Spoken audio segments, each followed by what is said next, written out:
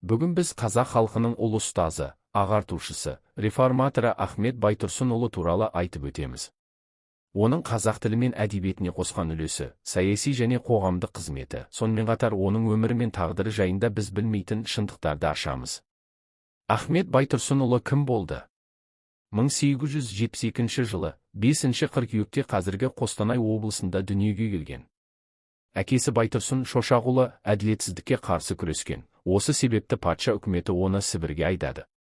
Ахмет жас кезінен әділетсіздікті көріп, білімге ұмтылды. Торғайдағы 2 сыныптық орыс қазақ мектебінде білім алды, кейін Орынбордағы мұғалімдер семинариясын тәмамдады.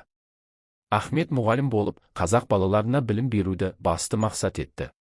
Ол қазақ тілінің өз ережелерімен оқытылуын қалады. 1905 жылы қоянды петициясына қатысып, қазақ халқының құқығын қорғауға атсалысты. 1913 жылы Орынборда «Қазақ» газетін ашып, оның бас редакторы болды. Газет қазақ қоғамының көзін ашатын білім мен жаңалықтардың негізгі орталығы болды. Ахмет Байтұрсынұлы қазақ тілі грамматикасын жүйелеп, тіл құрал кітабын жазды. Қазақ әліпбиін жасап, жаңа жазу жүйесін енгізді. Оның еңбектері қазақ тіл білімінің негізін қалады. Ол өмір бойы жары Бадрисафа Александра Ивановна Байтұрсынқызымен бірге болды. Отбасылық өмірі қарапайым, бірақ күреске толы болды. Кеңес үкіметі оны халық жауы деп танып, бірнеше рет қамауға алды. 1937 жылы 8 желтоқсанда ату жазасына кесілді. Қазақстан тәуелсіздік алғаннан кейін оның есімі қайта жаңғырды. Алматыда Ахмет Байтұрсынұлы атындағы мұражай ашылды.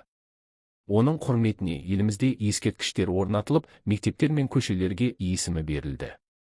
Бүгінгі таңда оның еңбектері қазақ мәдениетінің алтын қазынасы болып саналады.